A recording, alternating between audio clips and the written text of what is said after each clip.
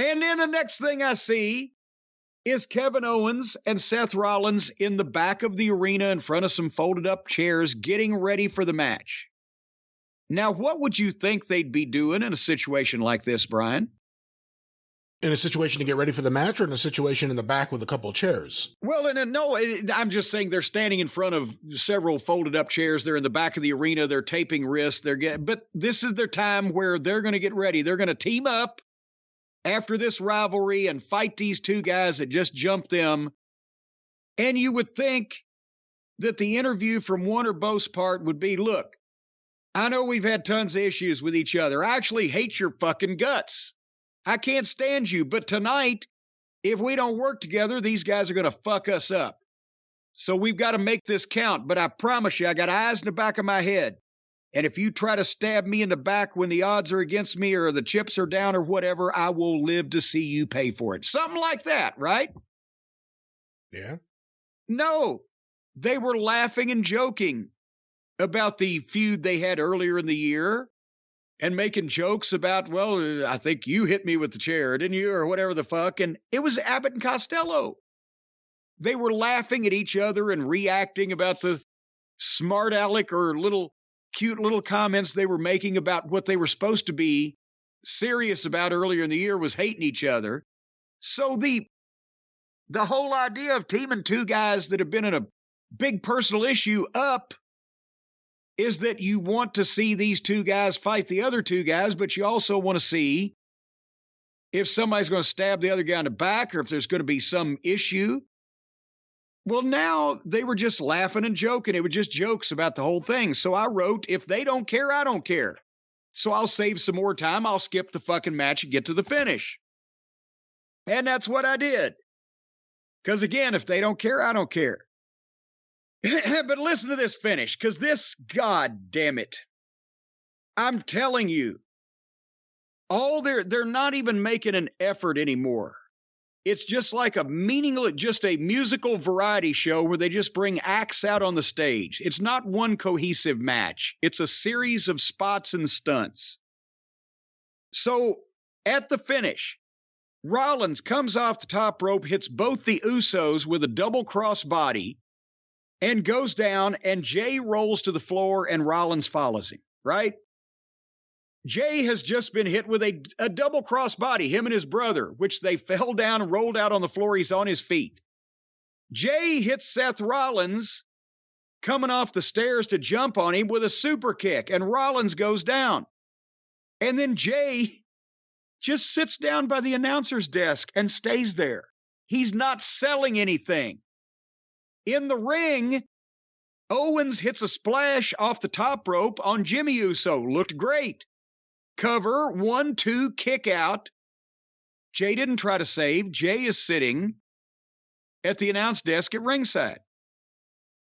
Owens then goes up the top and goes for a senton off the top. Jimmy raises his knees. Owens sells. Jay is still sitting by the desk. I made it a point to keep my eye on one of these guys when he does his disappearing act. After Owens got the raised knees on the senton, they did 3 replays of the 3 previous moves, and there's still been no sign of Jay or Seth. Now, Seth is still selling a super kick. Was the super kick with a loaded boot? Meanwhile, again, Jay is still down at ringside, not coming into the match. So Owens and Jimmy sell forever, while the referee tells both of them something. And I'm trying to figure out what's going on and who's waiting on what. And finally, it comes to us in the form of Solo climbing over the barricade. Apparently, they were supposed to sell down until he got there, and they're telling the referee on the IFB, tell him stay down. Solo's in fucking section D or whatever the fuck. So finally, Solo climbs over the barricade. And at this point, Jay and Seth have both been down at ringside for over 2 minutes. Seth selling a super kick and Jay sitting down next to the desk after he super kicked. So suddenly, here comes Gallows and Anderson, and they jump Solo at ringside. Remember, they got the shit kicked out of them a while back. Well, they waited till now to get even. And it's two baby faces on one heel at ringside. Now Jey Uso suddenly dives back into the ring, runs across the ring, and dives over the top rope onto all three of them on the floor. Suddenly Seth is back up fresh as a daisy and dives straight. He does the deal where he does the dive straight over the top, but he flips and like cannonballs them. He went straight over the top of Solo and Jey Uso. Straight over the top of them and perfectly rolled off their backs to the floor. And they both looked around and like, shit, and they fell anyway. And like they were shot. And then he posted Solo and curb stomped Jey. And now where's Jimmy and Owens? Oh, they're still fighting in the ring. Well, guess who came from ringside? Austin Theory comes from the crowd side of the rail and whacks Seth Rollins over the back of the head with the U.S. belt. And now he's down, and Jimmy and Owens are still fighting in the ring, doing spots back and forth. So they're keeping the match going after we've had a tag team attack a guy that was trying to interfere in the match, and then another guy come out behind the referee's back and whack the guy over the head with the belt and all this stuff. And now they're doing spots in the ring, Owens and Jimmy. After all this is settled down, and finally Owens hits a pop-up power bomb. 1, 2, 3. After all that, we got a clean finish. So at this point, remember I was keeping track of everybody. Now Rollins has been down again from getting whacked with that U.S. belt, right?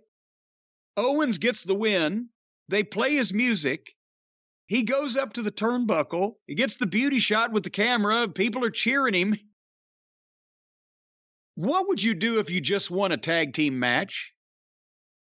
Lift my hands in the air and celebrate? I don't know. No, you'd look around to see if your partner realizes that y'all just won. He never once looked around. He shouldn't have seen what happened to Rollins because that was a sneak attack by the heel.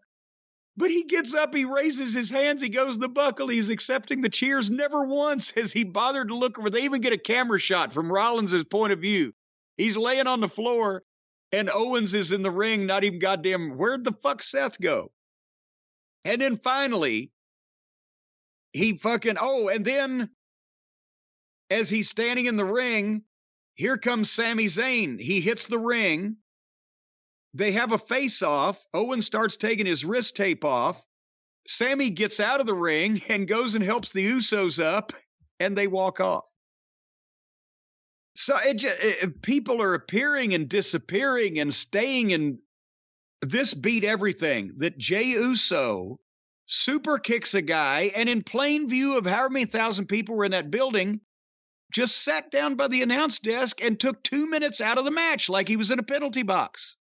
With shit going on that if he was trying to win, he would have been a part of, trying to keep the guy from beating his brother. There you go. That was Raw. There you go. I'm glad I didn't watch. I couldn't look away from some of this. I really couldn't, because it's not that hard to figure finishes if you have guys that can execute them.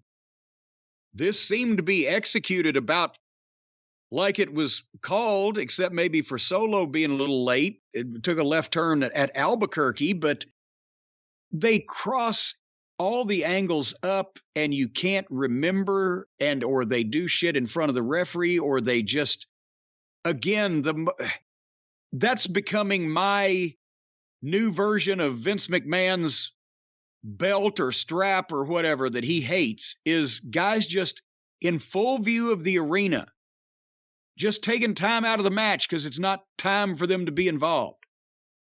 I think that would probably make me turn to violence quicker than anything in modern wrestling if I was there to see it in person. Brian, sometimes after these shows, I just need to talk about these things and kind of vent and air my grievances and bounce things off of you, and hopefully you'll calm me down. That's what I need to do after I see some of these programs. Well, I think you could use some help beyond talking to me. So in other words, you don't want to talk to me anymore. Well, I got somebody else I could talk to. As a matter of fact, there's all kinds of people that I can talk to because we know our friends at BetterHelp. And BetterHelp, obviously, is a fine sponsor of not only this episode of the program, but many of them throughout the year. They've been a sponsor for quite some time, and they're friendly and they like to talk to me. Only twice out of 10 times when I call them up and say I need help, do they hang up on me and dial tone me.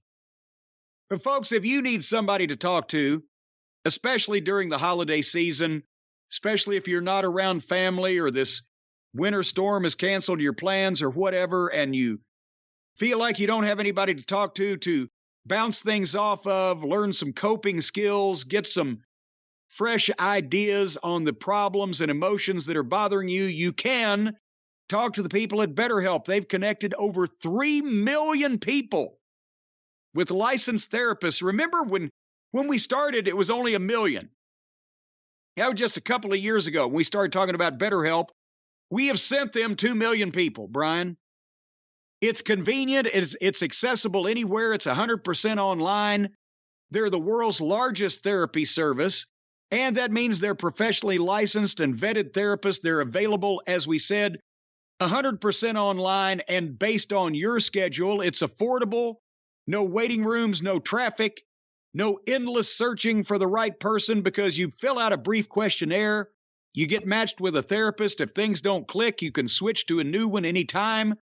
So, if you folks, especially at the holiday season, would like to take a new look at things that may be troubling you, then contact the folks at BetterHelp. That's BetterHelp, HELP.com/JCE, because if you go to BetterHelp.com/JCE, you'll save 10% off your first month's services.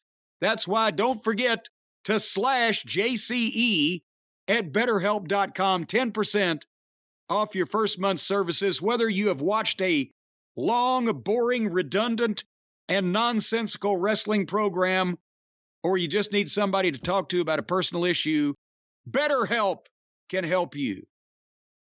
Do you think, Brian, that they're going to get a rash of people calling up, asking to talk about the trauma they suffered by watching Monday Night Raw the previous week?